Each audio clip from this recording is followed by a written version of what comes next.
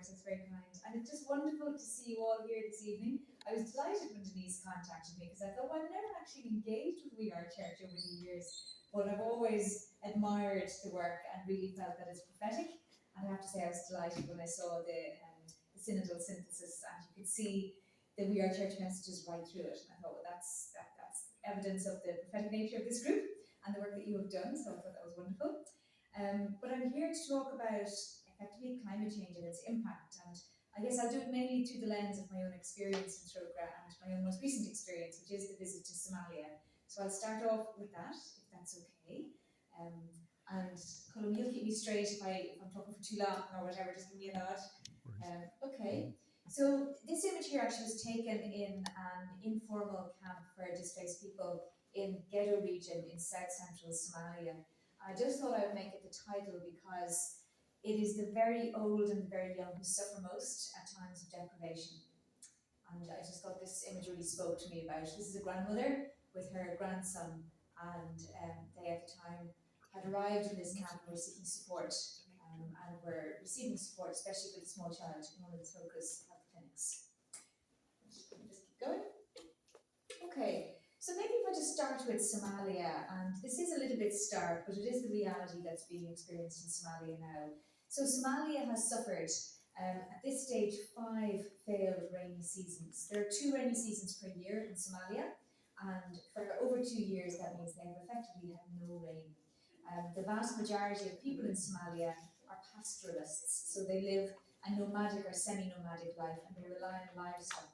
So if there's no fodder for the livestock to eat, the livestock die. They rely on the livestock for milk primarily and milk-related products, which is a key part of their diet. So, I mean, just to say initially that something we're all familiar with, climate change has its greatest impact on the people who did least to engender it.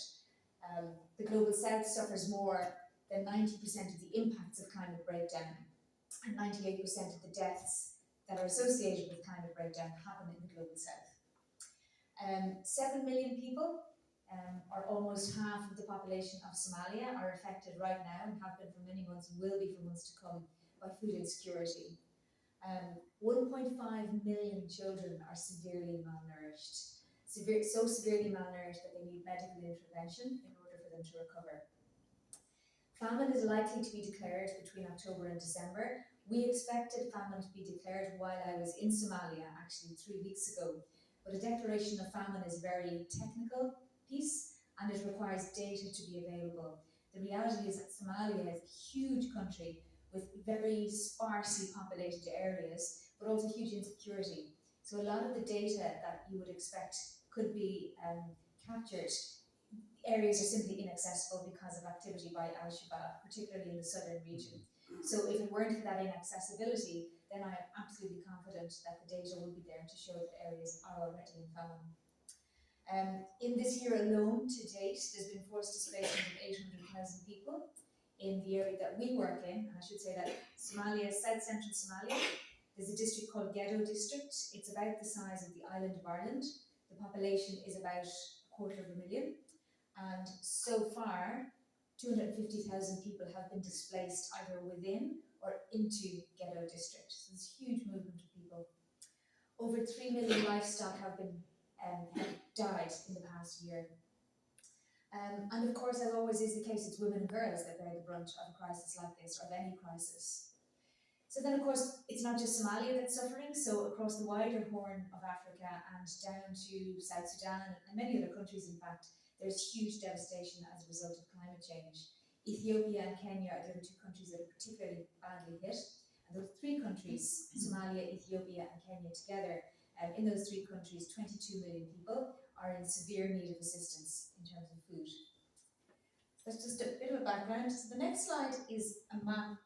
And so this is just the latest food insecurity forecast for the Horn in East Africa. So what you can see in this side here, this is August to September, and that is October to January. One of the things that surprised me when I was in Somalia was that, in the traditional cycle in most African countries, and some of you have spent many years in Africa, you have a lean season. So you have a season in the year, 2, 3, 4, maybe longer months, where people's the food from their own production has run out, or has effectively run out, and they rely maybe on casual labour or people who've gone to the town to send back money, etc. The lean season in Somalia typically starts in November and December.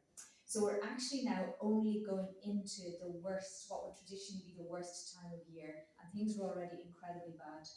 So just I mean, in essence, what you can see is that the red indicates the most severe level of food insecurity, the orange is severe, and the yellow is stressed. Where you have this darker purple-black, that is famine. So in the area around Mogadishu, in this map, they're also saying, well, famine is effectively there, but we cannot announce it or declare it. We don't yet have the data in front of us. But famine will absolutely certainly be declared in the next 2 to 3 months, and probably not just in that part of Somalia, but also further south as well.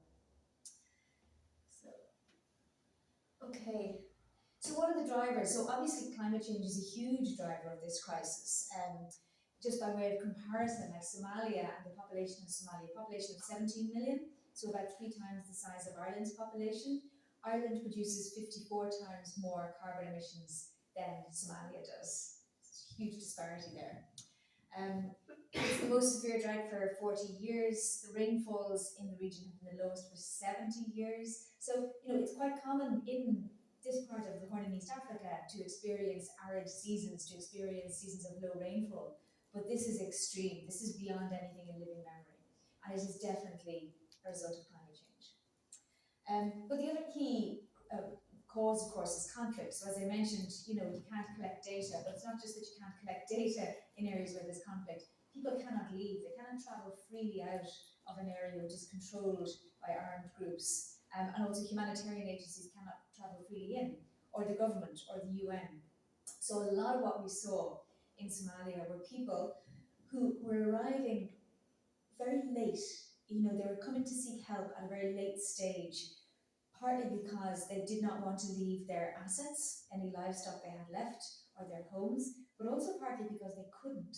Like, I met one family, and they said, the interpreter said, she said they escaped. I was like, can you ask her again what she meant by escape? It's like, because Al-Shabaab controlled the area. So they couldn't just get up one morning and leave. They had to secretly make an arrangement to leave the area. So the conflict also obviously greatly exacerbates the crisis. In terms of funding, and again, this is all part of the climate is driving crisis. So funding for UN humanitarian appeals that are associated with extreme weather. It's 8 times greater now, or the amount of money that the UN is asking for is 8 times greater now than it was 20 years ago. But in the last 5 years, the appeals have only achieved about half of the funding that they've asked for. So the very fact that the UN is asking for 8 times more funding now than it would have 20 years ago for emergencies that are climate driven tells us a lot of what we need to know about the fact that the climate crisis is driving emergencies. On the flip side, what we also have now that we didn't have 20 years ago are excellent early warning systems. So these maps that I just showed you, I'll go back up. So these maps here they come from something called FuseNet, which is Famine Early Warning Systems Network, funded by the US and other agencies, other governments. But this started to be developed about 15, 20 years ago. So we now have really excellent meteorological data and projection systems and mapping systems that can tell us what's likely to happen. But the problem is that that's not generating the kind of political action that we need to see.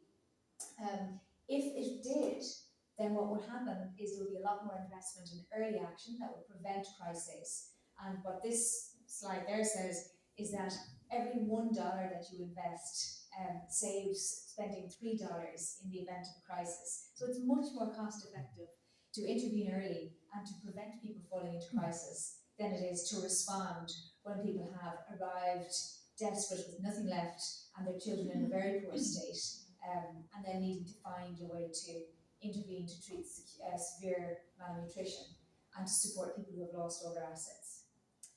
And then just the final element there really is that Ukraine, so the Russian invasion of Ukraine has impacted everywhere, and obviously we're all feeling it here in Ireland, but in terms of Somalia, 90% of the grain in Somalia was imported from Russia or Ukraine. So the shortage of grain, now grain is not something that would be eaten in the rural areas where we work, but it does mean that the prices of food in general have gone sky high. And of course the price of fuel has gone sky high, so everything costs an awful lot more.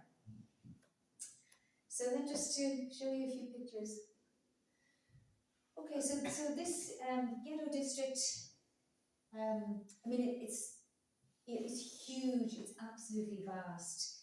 People are very, very spread out. They have to walk long, long, long distances to reach help. And when they do, they arrive in areas like this outside town. So this was taken outside of the town of Luke, which is one of the relatively small towns, like a town of about 45,000 people in ghetto. And then they create these small traditional style houses, smaller than the ones they would have lived in at home, but they're just small little like beehive huts. And they just put them together with sticks and straw and material and pieces of plastic, anything that they can find. And then they're registered by the local authorities and the local NGOs that live there, that work in the region, that try and register and assess their needs and see how to respond to them. Just on this far side here, you can see the carcass of a cow, and this is quite a common sight. So that was literally just at the edge of town, the edge of an internally displaced person's camp and town on the road joining those two areas. And there was just like a trail of dead carcasses of cattle. And we were told they'd been there for about 2 weeks, those carcasses. But you see that everywhere really at this point. So just a couple of the people that I met. So I met this lady, Nurto Abshiro. She was introduced to me by a community health worker. So some of the work that we do, I should have explained, of course, what does Trócaire do in Somalia? So in Somalia, Trócaire's been there for 30 years. So we started working in Somalia at the time of a huge food crisis, 1991-92. You probably remember it was the time that Mary Robinson went to Somalia. And what's extraordinary actually is that everybody in Somalia remembers Mary Robinson. Everybody welcomes her. Everybody welcomes us because of Mary Robinson. People kept saying to me, like, well, you're our sister because you're from Ireland, and Mary Robinson is from Ireland, and she's our sister. So it was just absolutely incredible. But Trócaire started working in ghetto at that time, and we support the local community to run hospitals and health clinics and outreach centres. We also support the local community to run education, so schools for both the host community and for internally displaced persons. And we've started to move on to do a little bit more livelihoods and agricultural resilience work. And Trócaire is a bit unusual, maybe very unusual in Somalia, because we've never had to leave. We're the only NGO in that whole area, the size of the island of Ireland, that has stayed in Somalia, that has never been so affected by the violence that we've had to actually pull out. And the reason for that is that we work in partnership with the local community. We implement, if you like, but we are governed and managed and overseen by the local community elders, the clan elders. So there's district health boards and district education boards, and they are in effect in Somalia our bosses. They can tell us what to do and what not to do. They also protect us. So if there is conflict in the area, if Al-Shabaab are around, or if Al-Shabaab are provoking conflict, and it affects the operations that we're running, the hospitals, the clinic, the outreach services. First of all, they tell Trócaire staff, so we can protect ourselves security-wise. But also, if there's any potential threats against our operations, the community elders, the clan elders, they deal with them. They negotiate around those, and that's absolutely key. So it's the best way of managing humanitarian access. It's community acceptance. So I think that's quite special about how we're able to work there. So Nurto was introduced to me by a community health worker, so a young woman who herself is a displaced person. She was displaced from her home to the camp, and then she was identified as somebody who could read and write a little bit, and she was invited to become part of the outreach group. So what the outreach group do is that these younger people, they go around the internally displaced people's homes in the camps, and they just check in on people, see if everybody's okay, see what people need. So it's a way of community ownership of the health services, but it also extends the reach. Like the medical personnel could not get out everywhere they need to be. It's 40,000 people in this camp. So this young girl introduced me to Nurto, who herself is a young woman. So Nurto has 5 children, You can see 4 of them there in this picture. The eldest child is this girl there, Adama, so she's 10. And Northo has been in the camp for about 2 months now.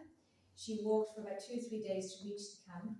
Her 2 youngest children, the child in her arms and there's another one behind, had been severely malnourished and they received treatment. They're now off the treatment. But the big problem for Northo is that there isn't enough food. At the moment, there isn't enough food available and there isn't enough money available to buy food for agencies like Trócaire or the World Food Programme to be able to give every family who really should have a food supply enough food.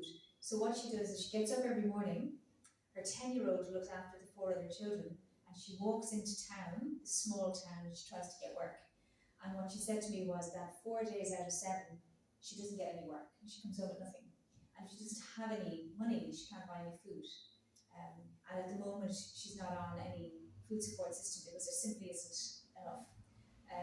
Now what happens, of course, is that her children have gone through a treatment program and they've recovered, but if they're not eating for 2, 3, 4 days in the week, they are absolutely bound to get sick again.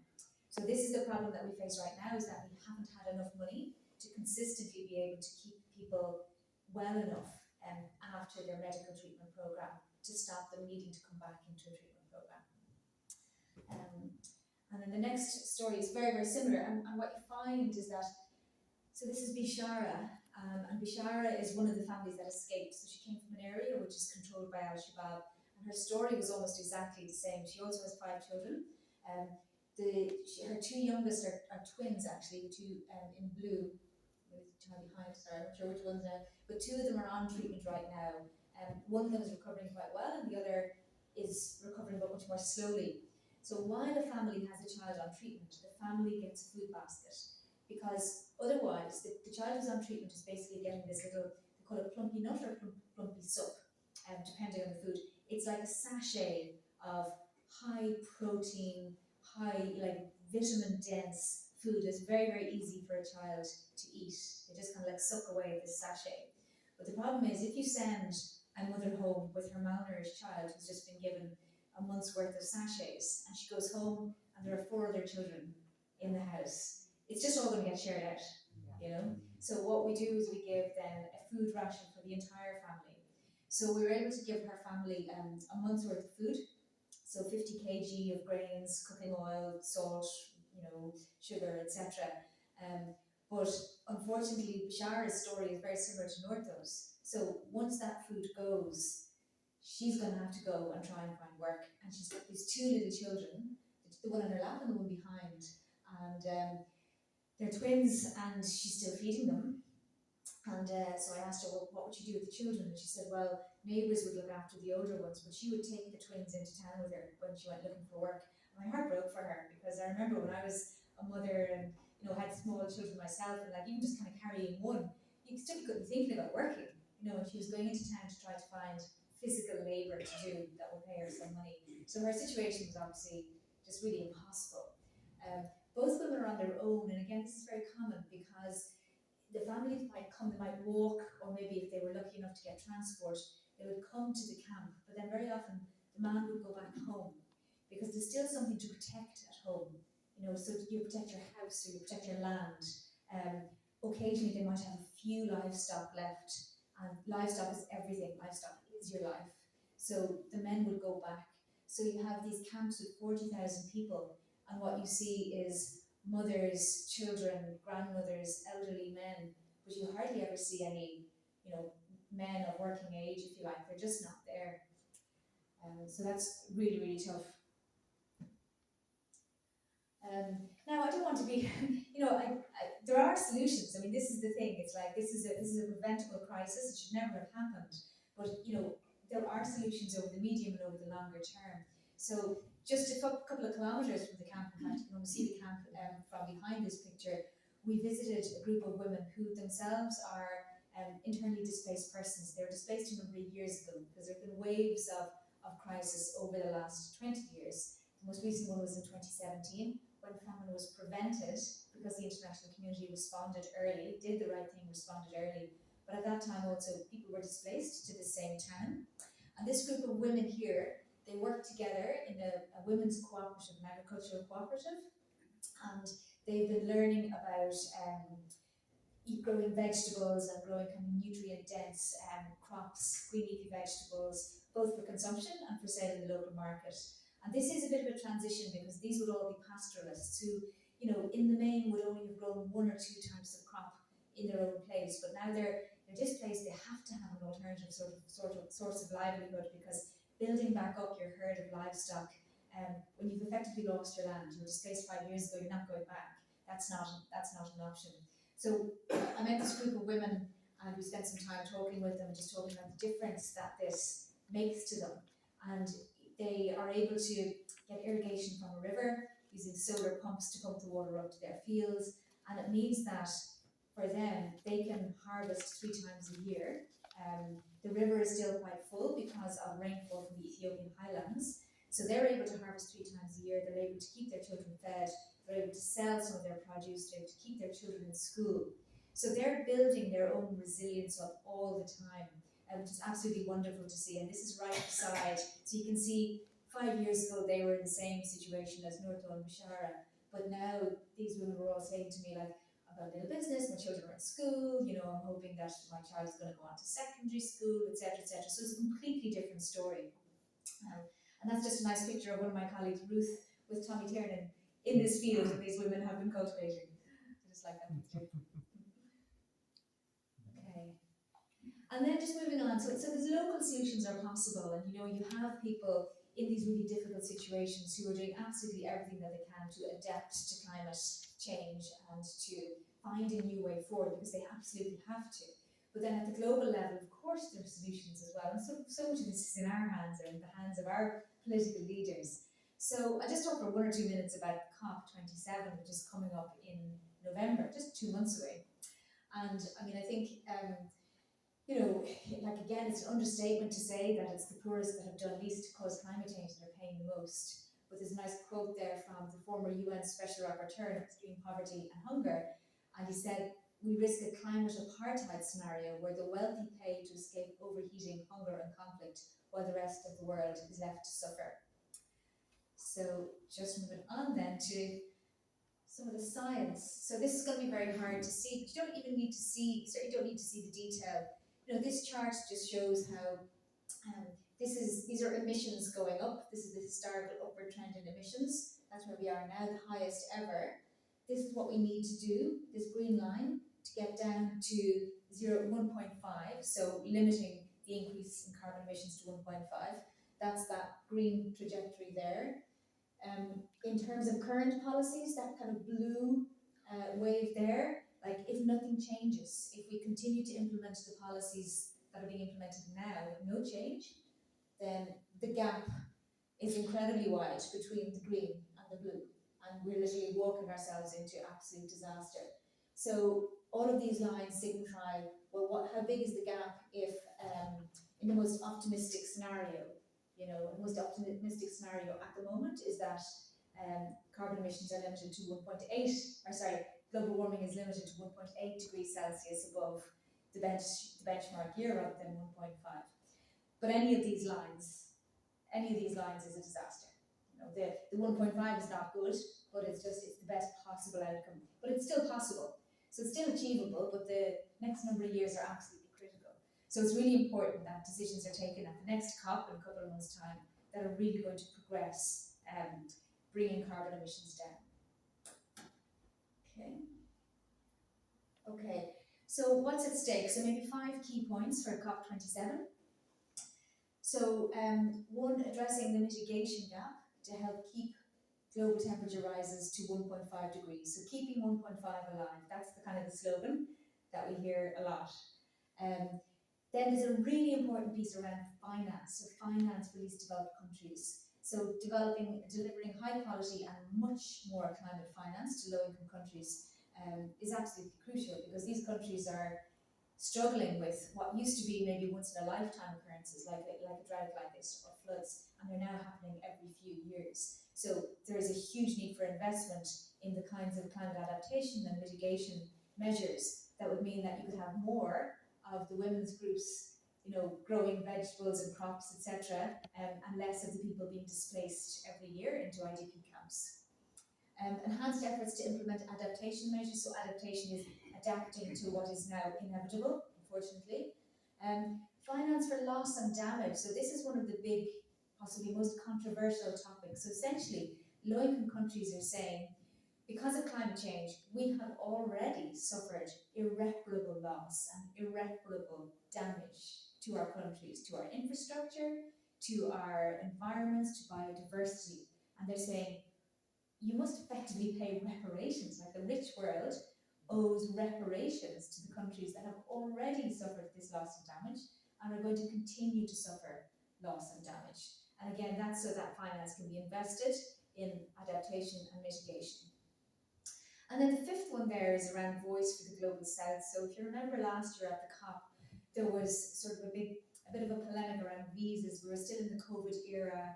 It was difficult to travel anyway, and it was very difficult for many people from African countries in particular to get visas to get into the UK.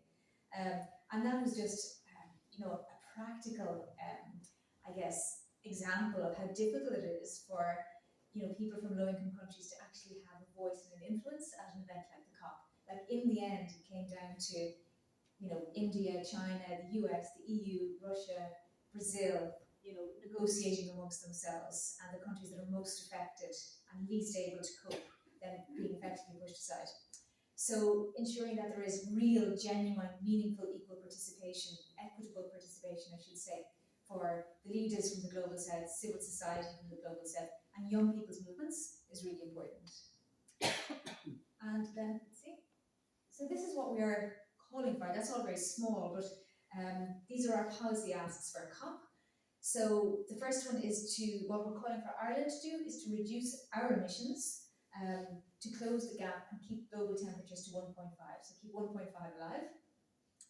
Deliver on the commitment that was made by Taoiseach Micheál Martin to increase our donations to global climate finance to 225 million per annum. Now this 225 million, I'm not sure if it's on the slide, I don't think so. So that is what the Irish government has said we will commit annually by 2025 as climate finance to low-income countries. Now our actual fair share, like what we would be paying if we were paying our fair share based on our emissions, is much more like 500 or 600 million euros. And that even that is probably quite conservative. So the 225 million that we're inching slowly towards is still not enough. It's still not actually paying what we owe. Supporting the development of a finance facility to address loss and damage. This is something that we're really pushing for because low-income countries are pushing for it, and that's something that's quite urgent. Ensuring that any new climate finance is additional to ODA, that's important. Now, I have to say, the budget on Tuesday surprised us in quite a pleasant way. We were lobbying very, very hard for an increase in the overall overseas development assistance budget. And we, with other NGOs in our sector, were looking for 233 million euros in the budget, and ultimately the government announced 177 million plus 30 for the Horn in East Africa, plus a few other elements. And what we're not sure of is how much in climate finance has been committed and how much of that is additional to the 177 million. Because the principle is, if you're just taking it out of ODA, overseas development assistance, it's not new, it's not additional, you're just relabeling it, the numbers don't come out for a couple of months, so we won't be able to actually analyse it and hold them to account until we get that breakdown.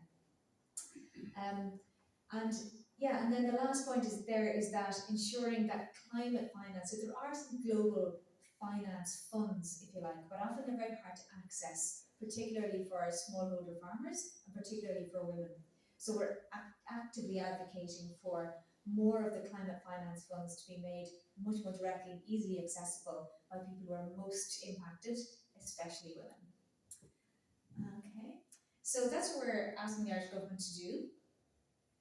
Now, but there's loads that we can do ourselves. So just a couple of minutes on Laudato Si and the action platform. And I think you've had Jane Mellett speaking to you. Yes, sure. So this will all be very familiar. So I'll leave the slides with you, or Colin will send them around. But it's just to kind of reaffirm that we all have ourselves the capacity to take individual actions as well as collective actions to make change happen. That's what I love about the Laudato Si action platform, is that it's so positive. And it's so much about, yes, this is tragic, yes, this is our failure, but there is so much that's positive, that's possible for us to do. Okay, so as you know, the Laudato Si Action Platform, it's our response. There's a lovely quote there from Laudato Si to the call for healing in our relationship with God, with our neighbours, and with the earth itself. So I just think it's wonderful. And what's really nice is that then it gets practical very quickly. So there are 7 Laudato Si goals, and it's intended to operate across 7 sectors. So just to quickly go through the goals. So yeah, look, I'll just show you the goals quickly. So, and each one of these goals then comes with resources that can help you think through, well, what can I do to respond to this particular goal? So the response to the cry of the earth, a call to protect our common home for the well-being of all as we actively address the climate crisis, biodiversity loss and ecological sustainability.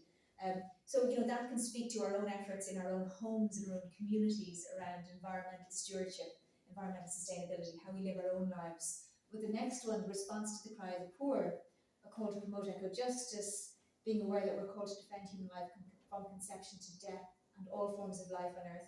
In my mind, that speaks very much to the kind of work that Trócaire does, responding to the cry of the poor, responding in solidarity with, very much in a, we are with you as part of common humanity. We share human dignity, we share this earth, but some people are living in a much more fragile part of that earth and are much more affected by global climate change than we are here in Ireland. Just being conscious of that. Ecological economics, I think, is fantastic because it's really quite challenging. It's all these concepts of like, well, why is growth the thing that we measure? Why do we set so much store in growth? What is growth actually good for? When will we actually have enough of everything that's being measured when we measure growth? So it's a great concept. Sustainable lifestyles, of course, and we're all starting to act a little bit more sustainably, keeping our coats on in the house a little bit longer, keeping the heating off a little bit longer. But these are all things that, and we learned through COVID as well, we don't need to be driving all over the place or flying all over the place. We can live our lives and have a better quality of life very often by actually doing less of the things that have a harmful impact on the planet and the people who live in it. And then the last 3, ecological education. Huge opportunity in this because we're all lifelong learners. So we're educating ourselves, we're educating our neighbours, our children, our families all the time. So it's all these different forms of ecological education that can happen. I challenge myself every now and then. Every time I'm thinking, I'll plant new seeds next year or new buds or whatever, and I'm like, okay, well, which is the variety that's best for the pollinator? So those ones might look really nice because they're they've got like loads of different layers to the flower, but the bee can't get in. Anyway, that's these are the things that I use to relax. And then, of course, ecological spirituality. And finally, then, community resilience and empowerment, envisaging a synodal journey of community engagement and participatory action. And, so I think what our church does, even just coming together in this, this collective, just to kind of like share thoughts and views and ideas and experiences, in many ways is like, it's a great embodiment of community resilience, community empowerment. Then there's a number of resources. Of course, we're just coming to the end of the season of creation, so I'll skip through these, but just to let you know, you've probably seen all these, but there's loads of great resources on this website for the season of creation that can be used, of course, all year long, at individual, family, community level, in any environment, in fact. And then Trócaire also has season of creation resources on our website, so they're easily found. And then the last thing is, have you heard about the film, the Laudato Si film? This just sounds absolutely fantastic. So the premiere is actually next week in Rome, and after that, then it can be available. And the Laudato Si movement, so the Laudato Si action group here, will be encouraging. I'm sure we'll be in touch with Colin, encouraging people to show the film and have discussions around it. And there'll be a resource, kind of like a discussion guide for people to use after they've watched the film. So, if you have a little group that comes together, your community and your family, and as we are church, you might want to watch the film on YouTube and use some of the discussion points. But I just think it's very exciting. It's great that's coming out. It's a positive thing. And that is it. Thank you very much. And maybe this is just one last sign of hope. So these children here, this is a schoolroom It's a very new schoolroom, so it was built to accommodate the internally displaced children who are now just arriving outside this town of Luke. What you can't see outside that schoolroom is about 9 concrete schoolrooms that have been built by the local community. So Trócaire provides some support for some teacher salaries, we provided support to install water and to put a fence around the school. But it's the local community that had a vision, that built the school, that ensured that the teachers are there, that ensured that the teachers have housing and are looked after. And then every time there's a new cohort of children, they build an informal classroom and they figure out how they're going to get a formal classroom. But it's amazing because over 5-6 years they've gone from nothing, just a bare field, to a school with children from the age of 5 up to about 16, including girls, including an equal number of boys and girls, which is absolutely fantastic. So these young children, they're all internally displaced, they've all just arrived, they are so excited about getting their uniforms, and the community does that as well, provides them with uniforms. They can't wait to get their uniforms. They love their teacher, who's this young man who also comes from a displaced community, and their future is a lot brighter because of the work and resilience of that community and their determination to create a better world for their own kids. So I just thought that might be a nice thing to finish on.